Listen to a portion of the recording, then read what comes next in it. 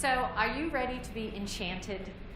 I loved that this came second because the last time, I have two research projects going on. One is RPA, and my mother goes, oh, now you're studying how to kill jobs here. And the other one is what we're going to talk about now, which is impact sourcing. So impact sourcing is really about for-profit businesses that have a social mission. And so we've been studying, my co-authors and I have been studying this space for 5 years.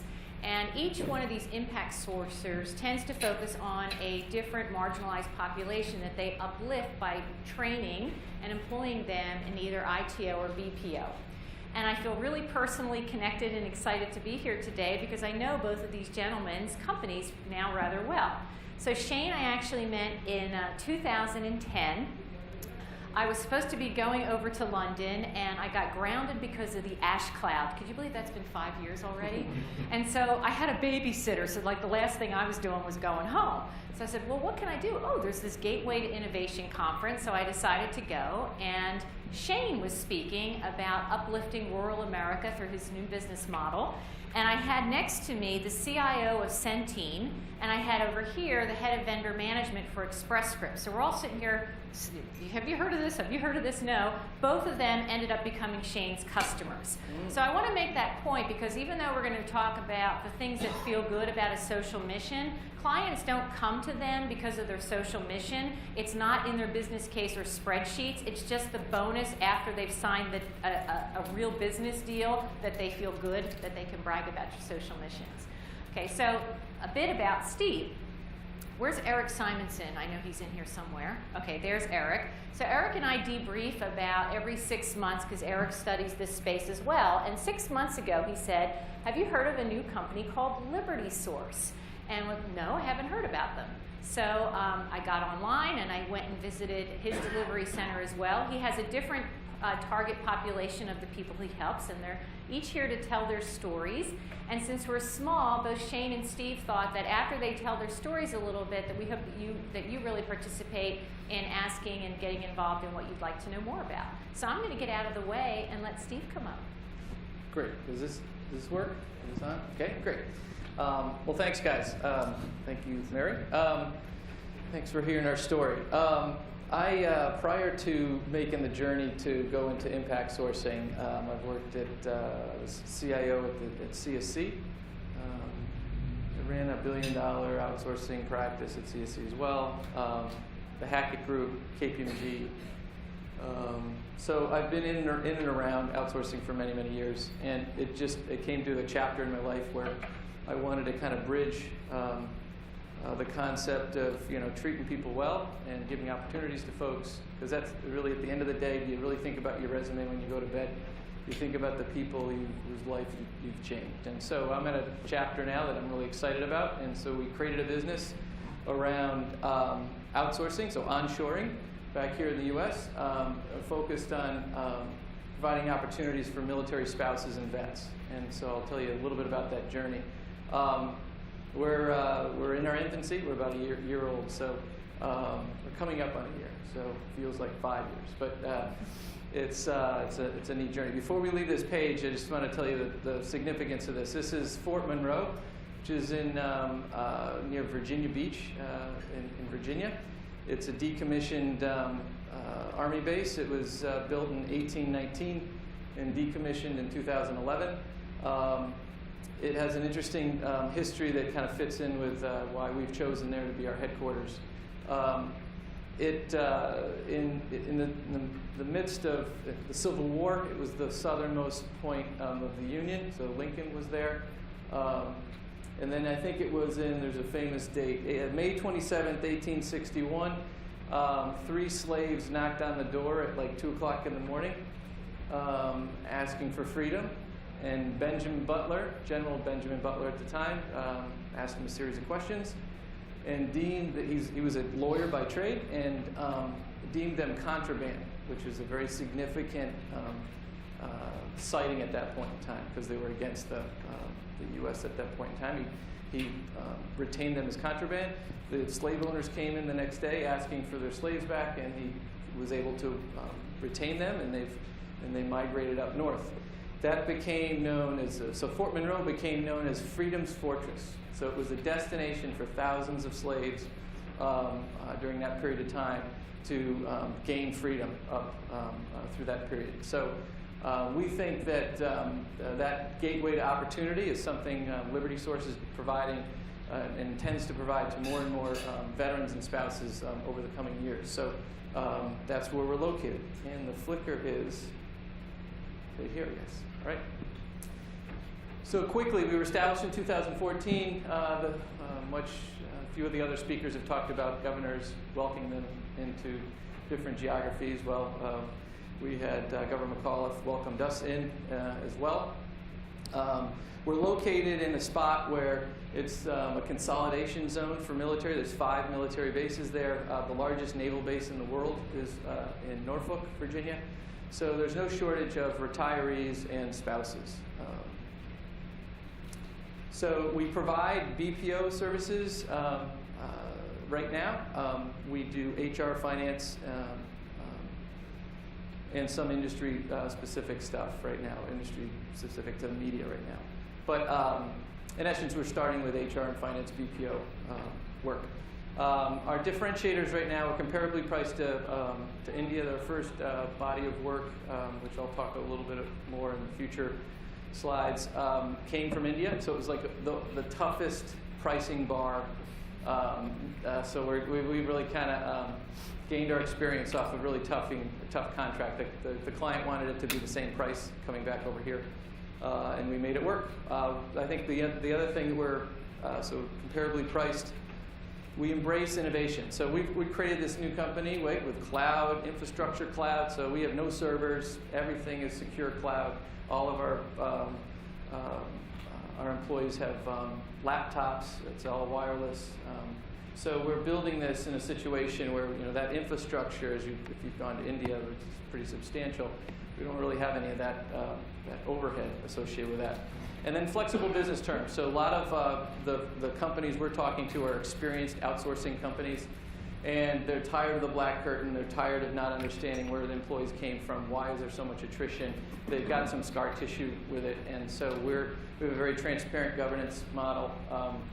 We have an employee development committee. We have an innovation committee, and we want all our customers to sit on those committees to give us feedback on how things are working. So. As we operate with what I call a social compass, okay, on creating on-ramps for vets and spouses. And from a company's point of view, we lead with a commercially viable solution for our clients, and the dividend is, like Mary said, it also aligns with a lot of companies' social missions as well. Mary laid out a few questions to kind of talk through in the presentation. What were our kind of principles that we followed? I'm a commercial guy. I'm great. This is the job I want to retire in because it kind of bridges my commercial side with the social responsibility element that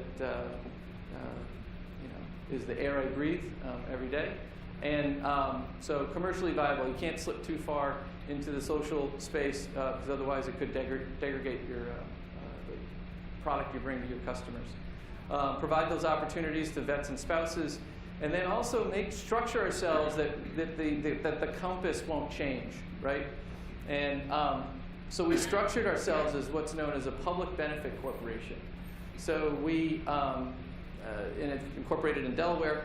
I'd never heard of the delineation. We're for profit, but a PBC also has to have a social mission assigned with it too. So basically hardwiring our articles of incorporation towards a social mission, in our case, vets and spouses.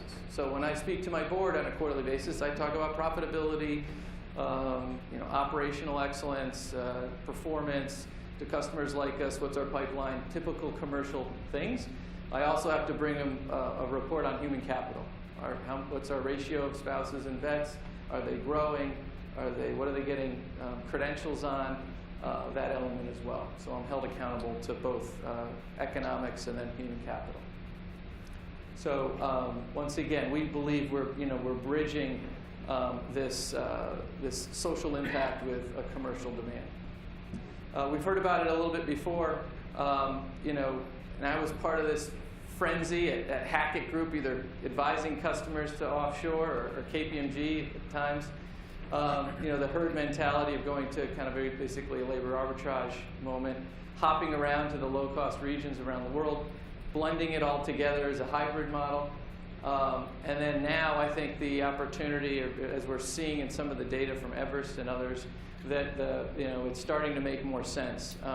Not only economically, but I think the values or the value that a customer is placing on it is kind of going above and beyond widget costs, right? In the case of our first client, they have a business model that's very fluid. It's a disrupting business model in online media right now. They needed a BPO provider that was a lot more flexible than those rigid, dusty BPO contracts that they did 8 years ago. So they wanted a lot more visibility into the shop and just the ability to be agile with their BPO provider. Okay, then offshoring, the fatigue, builds, right? Whether it not be, the customer's not satisfied. I really think there was a promise made, years ago around innovation. It would happen on migration, and then it would just sit there, right? All those, I call it the lab coat guys that were on the pre-sales activity. They've gone off to the next gig, right? And now it's just back in the operating center. And so the ongoing innovation never really happened. So in the BPO market, and I'll have to refresh this with some of the new data from Eric, but it's large. The spouses, right? There's 710,000 military spouses around the world, really, at all of our bases. 80% of them have post-high school degrees.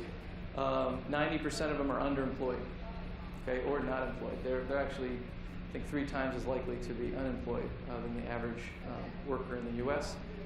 And they all struggle getting jobs, right? So if you were to look at their resumes, it's like they might have a bachelor's in accounting or marketing, and they've worked at doctor's offices, and they've been it's just a scattering. And they would never make it through a multinational's hiring event, right? They don't have the brands on their resumes, right? They don't have any of the brands. They use bookkeeper instead of accountant. There's all this terminology that's screwed up on them. They're small market minded, but they have incredible skills and capabilities, and they're really smart. Their condition, their life of moving 18 months puts them in a spot where they can never really gain that traction towards their career. So in our case, we think of that as a huge opportunity, right, to leverage those smart individuals, whether it be vets or spouses, and link the demand for BPO services with this underemployed marketplace. Okay. In this case, our first client, we brought jobs back home from an 8-year incumbent in India. So our first client is AOL. So they decided to move back all their finance and accounting work that had been done overseas for many years. 15 different process areas. Keep in mind, everyone thinks of finance and accounting, it might be just accounts payable. Of the 100 people, there's 3 accounts payable people, right? We do collections, credit, billing, accrual activity, revenue recognition. We help them close their books. And their intent, okay, let's look at why did they do this? Their intent is they spend a certain amount of money every year on outsourcing for this work.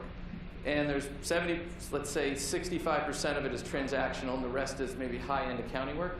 They want that to change, right? They want that ratio to change. They would still want to cut me the same amount of money every year, but they want more value add for it rather than transactional. So that's why we're embracing RPA. We have RPA underway right now. But even without RPA, we had a 15% efficiency savings on the move coming back. Right? So that's 8-year incumbent work moving back to a workforce that had never done it before. And there was a 15% savings. RPA is going to just be on top of that. So, we were created, like I said, in the summertime, assigned our first client, located, built out our facilities, hired what we call our first 100, and ended up with a ratio of 70% direct military affiliation, so either vets or spouses. We trained them up, and we've cut over with final cutover in January. So, you know, we expect within a 6-month period of going live that we're going to be, our SLAs will be, the 104 SLAs that we measure every month will be at or better than India. But like I was telling Shane, I think the thing I really aim for is within a year of our contract, I want to approach the client with, give us more. Meaning RPA has saved us some money, we've built capacity, give us some more analytical work. So quickly, like we said, we've displaced an 8-year incumbent, 120 days from kickoff of the engagement to go live, 15%, and then another 15%. We were named a cool vendor by Gartner, which was kind of cool. Let's talk about the service delivery model for a little bit. So we're building this out, right, because we've learned a lot in Client 1. And the talent acquisition engine for us is secret sauce. That's how we attract vets and spouses. We're also building out a virtual spouse network because spouses, if there's a really capable spouse in Germany who knows something, I want them to have the ability to, where they might be totally underemployed in Germany. We'd love to get them on the grid working for LibertySource. Transparency and governance is a big part of it. So like I said, I talked about different governance models that we have in place that really it's, I hate to use the word virtual captive, but they know the shop. But our clients know the shop. They understand the people. Continuous improvement. So we're developing contract language that in essence has a warm body rate card, just like the old days. Because when we inherited the work, it was warm bodies, FTE-based pricing. But we've created a bridging model where actually there's an outcome-based model over here. And I'm motivated to move over there because it's higher margin. And the client is motivated to move over there because what it does is it frees up capacity for more services to come to the outsourced provider. So we're excited. That's what I think is part of the secret sauce of RPA and how it intersects the BPO market, is that contracting engine, that new discussion you're going to have with a client. Cloud-based, so we're using, all of our infrastructure is cloud, so Office 365 and ADP payroll is cloud, Citrix environment, and so other elements. Those elements of the business model are being built out right now. The beautiful thing to the right is all these spouses who joined us, less than a year ago now, all have these brands on their resume, right? So these are brands that typical multinationals love and have as part of their infrastructure. So we're excited that we've trained them all up on these types of tool sets along the way, and they're all white belts, which is the first rung of Six Sigma to start that model going. So tons and tons of employee development going on. The client is fully bought into the employee development. They have their fingerprints on the employee development scorecard. They'll tell us what they think we need to index up on. It's all part of our employee development governing body, and we want all of our clients to have that, because what it is, Client 1 really thinks of this as a human capital move where they want to have exposure into what they call their farm system. So they want to understand how that farm system is getting groomed, and where are we acquiring them, and how are we treating them, and how are we training them. And so when they think about human capital, resource human capital at AOL, they can think about an alternative of giving more work to LibertySource over time. It might not be in our ball of wax now, but if they know how we're grooming people at LibertySource, they can feel confident that we can take on more work. And we're in discussions with a proof of concept with client number 2 that's really excited to get going with us. And that client will be probably 10 times the size of AOL. AOL's like, maybe 5 times the size of AOL. AOL's a $5 billion company. So another big, large multinational. So the intent is to not, go after little. It's sophisticated, experienced outsourcing multinationals that want to experience an alternative. Yep. Is the military population that you work with fairly transient? And does that mean that you have to recruit and you have a churn and turnover built in somehow? No, it's actually, it works for us because by nature, a lot of our work is virtual, right? The fact that it was offshore. And so we're allowing, and this is a big attraction to our spouses, it's called PCS, when their spouse gets moved to another base. When that happens, they take their work with them. So they'll work remotely. And so I think we have 2 people PCS now, and the great thing is you can kind of see where that is and when they're going to get PCS. So. So are you putting in a physical office space, or are you making it all virtual? So we have our initial center is a physical office space right at Fort Monroe. When they go virtual, they are at their home. Right, but why spend the money on the physical space center? To get started, we just kind of needed to start somewhere. But yeah, you're absolutely right. At the end of the day, if the virtual spouse network that we're starting to build out takes on, right, and then we can, there's a lot of other elements that go with that, like variable pricing and things like that. Yeah, we're going to try to make it, as light as possible from an infrastructure point of view. Yep. The other question so managers. So where do you get the managers to understand F&A process? I assume they have no development during training. How do you get trainers, managers, QA? I don't know. Yeah, so obviously it's not 100% military spouses and vets, right? So we had to bring in some experts, right, that had either worked.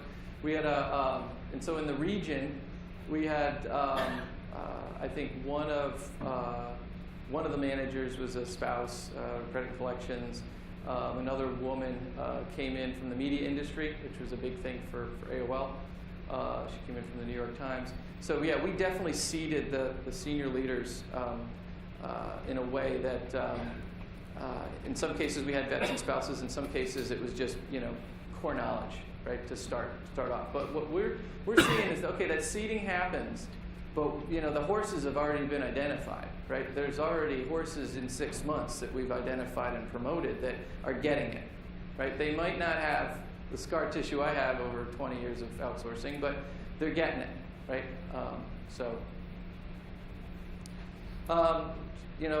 From a social compass point of view, to get started, we seek the guidance and funding of a nonprofit. Actually, they got us access to funds in this social lending area, and so so we're wholly owned by a 501(c) right now. So that's just to get us started and to get us on the map and to nurture us as we're kicking off here. And then the metrics, the mission is obviously as it's outlined here about leveraging and cultivating and growing the careers of that are deserving military community. When I measure myself against my board, when the board asks me of how I'm doing, it's the bar is 70%. When people voluntarily leave, 50% of them, they should be getting better jobs, right? So we, as much as it's disruptive to the operation, socially that we've kind of achieved our goal as well, is to try to provide opportunities for them. And obviously provide opportunities internally, and then whether or not when they go PCS, that's the 80% is around giving them the opportunity to work remotely. So we are aiming for, and this isn't really talking about futuristic stuff, but we've talked about it in the last couple sessions. We want to be a transformation center, not a transaction center. So we'll take on transactions, and then through a process of RPA and other automation sets. And we haven't earned that right yet, but that's our objective, is that we would aim for that kind of environment and have a contracting engine that supports that kind of migration. And so how's that's going to displace all your spouses? We don't think it is. So it's all about human capital development. That's all part of my mission, right? Human capital. So do I want to keep a clerk job for 3-5 years and just have little incremental cost of living increases, or do I want to change the work and retool that clerk to be a sysadmin, something like that. So that fits right into my social mission, and also I think clients will love that migration model. So committed workforce. I mean, I always point to one of our spouses changed their license plate, okay, to Liberty Source, PBC. So it's a really committed workforce. Like, the attrition rate has been, I think, 15%, and that's since we opened our doors. And a couple people didn't show up for training. Like, that's cumulative. Like, we should probably restart that, and it's actually even lower. So so anyway, it's a neat it's a neat community to be a part of. I'm not ex-military. I just kind of want to do the right thing and have a lot of passion for these folks that give up so much. One of the things, so economically, we're going to kind of elevate them up and bridge them into a commercial world, and that's great. But there's a whole social aspect that's kind of even more rewarding. When Obama back last year made the announcement that it's war against ISIS, right, when he made that national speech, the previous night, the night before that, the military was notified. So there was a lot of spouses that were told by their service members that they're going to be extended. They're not coming home when they thought they were going to come home. So it extended a lot of people's, lot of tears, right? A lot of tears. But they're all together and they group together. And like, watching that happen says, okay, there's an economic commercial aspect to Liberty Source, but watching that and how they all rallied around each other and supported each other, that's what really keeps me going every day. So but anyway, with that, we're just a little startup. But the destination is right here with Shane. And so he's got a really neat story about, it was great that Mary kind of hooked us up together, because I thought I was in uncharted territory here. And now, in speaking with Shane over these last few days, it's really apparent that we're on the right path, and he's defined it ahead of me, which is great. So with that, Shane. Thanks, Steve. Appreciate what you're doing. I wish you were around 25 years ago. when you were in the military, right? Yeah, and would have been nice for my wife at the time to take advantage of. So is there a clicker or something? I There got a was video. This thing? Yep. Okay. So, the title, Social Impact Sourcing, I have a video, and it's just about our employees talking, and talking about the difference that has been made in their life. So it's not something that we typically give to our customers. It's more of an internal presentation that we do. So, but there's a lot of analysts in the room and everything, so I would like to be challenged on some of the finer business points as we go. Okay, here's a play button. So I'm going to dispel this myth about rural America being the flyover and everything. And here's my big dream. My big audacious dream is there really are 60 million people in rural America. They've been completely overshot by the economic prosperity that's been brought by the IT economy. And right now we have about 275 employees. 190 or so of them are in Macon, Missouri. Macon is a town of about 5,500 people.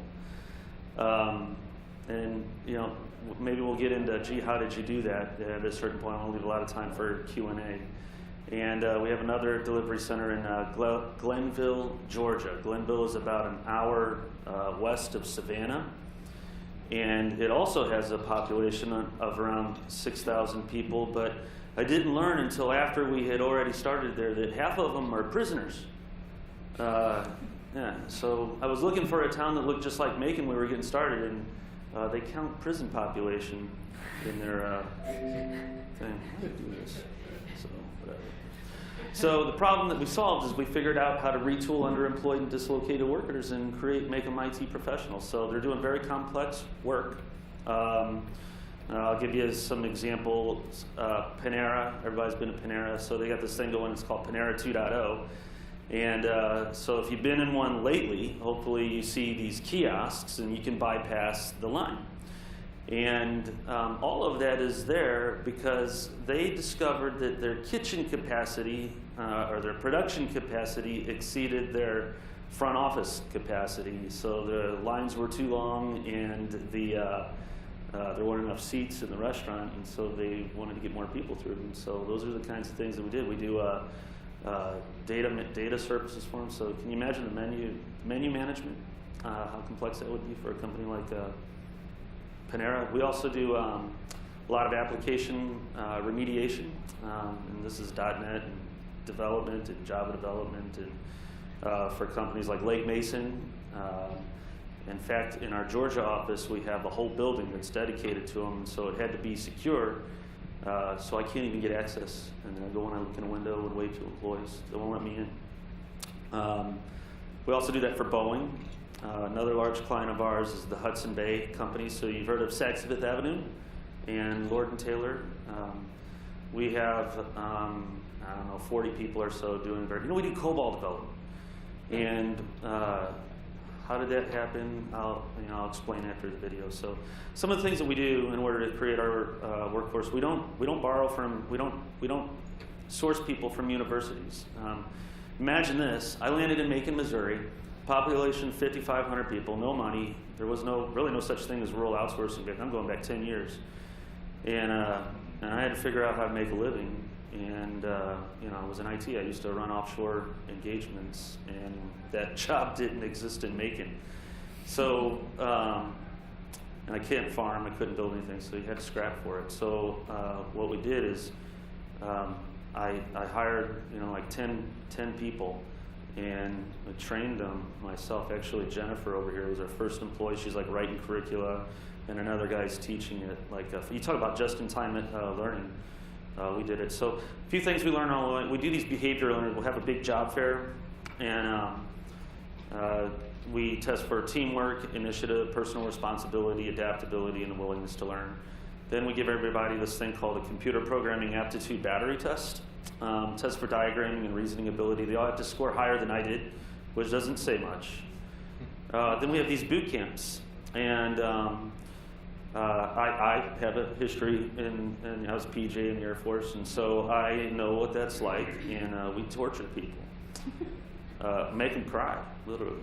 Brokenness is God's requirement for maximum usefulness. We live that out every day. We break them. At the end of it, they all have to do a capstone program. They have to solve a problem, typically in a client context, and the clients get engaged in that process. And then they go to work. So while they're in our training programs, it's not paid. We don't pay them. In fact, they pay us. Kind of crazy. Services that we provide, we have both a build and a run side.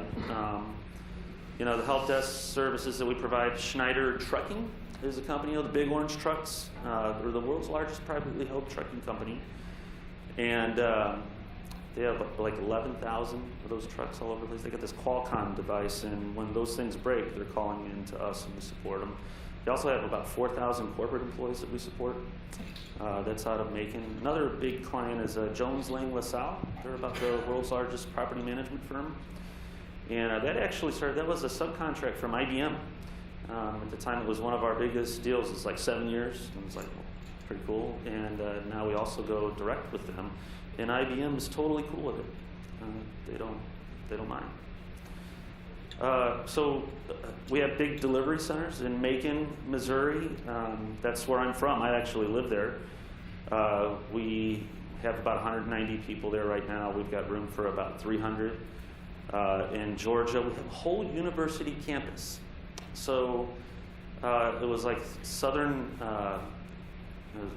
Technical College, and this place is huge, multiple buildings. It's beautiful because they threw all this money at it and redid it and everything, and then they had like 20 people enrolled, and then they left. Now we got about 100 people working there. We also put consulting offices in metropolitan areas that are within reasonable proximity of our delivery centers. So Glenville has a mirrored center, not mirrored, but another support center in Atlanta, Georgia. And in Macon, Missouri, we have another one in Chesterfield. Well, I don't know when this thing's going to end. there we go. Well, there's some of our clients. It's another interesting one. Anyway, Ameren Electric, we do all of the security remediation for them. So our folks have access to nuclear reactors and everything. And so they had this thing that we worked with KPMG on. When they term an employee, they have to get out of their systems in a certain amount of time. And it used to be 24 hours, now it's 1 hour. It's $1 million fine if they don't, so that's some of the work we do. I do not want to wear, here we go. This is about our employees, so I'll let you watch this.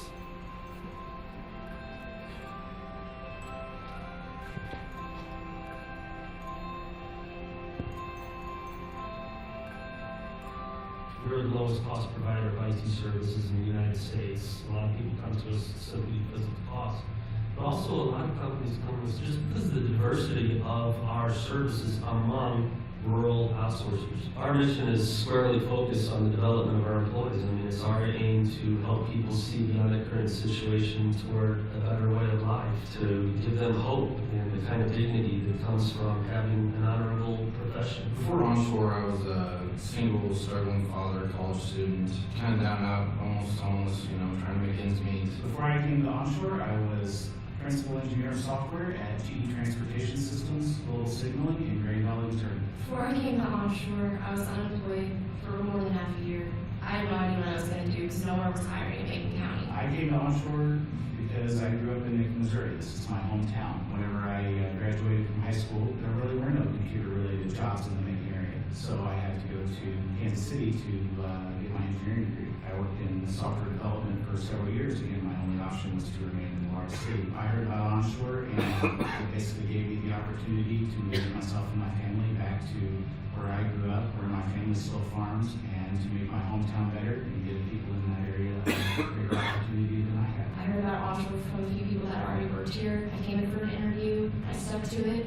They offered me an 8-week boot camp, and I took it and started me on my way. Before I came to Onshore, I needed to be motivated and really passionate about the software design field. I did need a huge skill set because of training, but I'd already learned a lot of these things in college. I didn't know very much about computers when I applied to Onshore. I took a chance and I took the test to hopefully pass to be able to take the boot camp. About 3 weeks throughout the boot camp, I thought that I just didn't understand. I'm not catching on. I don't know what I'm going to do. You just probably told me to leave, and you told me not to. You told me to stick through it and you'll do it. And I'm glad I stuck through it. People don't come because they've never been a computer programming before or they didn't study that in college. What we've done here is we've created this entire learning apparatus in order to help people do that. So you can come and we have boot camps that we provide. We even deliver college courses right here at our campus. We partnered with Hannibal LaGrange University, and we've actually been able to convert our delivery campus into an extension of that university. One of my dreams is to make it possible for every single employee Onshore to have a shot at a college education. And this is a big step toward doing that. So if you think about Onshore's mission, we're here to help people see beyond their current situation for a better way of life. We're here to revitalize rural America. The best way that we have to do that is through our boot camps. We recruit people from the local community, and that organic process of developing them and putting them through the economy here locally is really key to that whole revitalization process. It's key to providing opportunity to people who were dislocated, had no place to be, had no jobs, had nowhere to go. That's really important to what it is that we do here.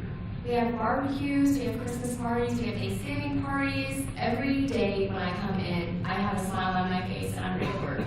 And so is everyone else. It makes me feel like I'm part of the family. It really eases the work environment to know everyone gets along really well. It's just like a big family. We all coexist and work together. Working at Onshore has really let me see how I can make a difference in other people's lives. Watching someone who was at a dead end in their career and all of the doors were closed, grab a hold of the opportunity to learn a new set of skills and change the paths that are available to them is very rewarding. It lets me see how changing the possibilities in someone's life can really change their outlook and their self-esteem. When I started at Onshore, I was unpaid and I was living with my boyfriend's grandma.